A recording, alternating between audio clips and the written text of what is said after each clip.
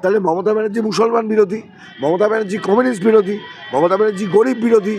তো এই মমতা ব্যানার্জির বিরুদ্ধে আপনাকে কথা বলতে হবে। ও কি বলছে সেটাকে নিয়ে পাগলামি করে লাভ নেই। মমতা ব্যানার্জি পাগলের প্রলাপ বকছেন।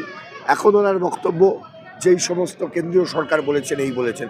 আচ্ছা, বিএসএফ আইন যখন সংশোধন করা হয়েছিল 2021 সালে, তখন কেন্দ্রীয় সরকার বলেছিল আপনি বলতে পারতেন না, পাঞ্জাবের গভর্নমেন্ট গেল মামলা করলো, আপনার গভর্নমেন্টের ক্ষমতা হলো না, হিম্মত হলো না, কারণ আপনি বেছে দিয়েছেন, আপনি চুরি করেছেন।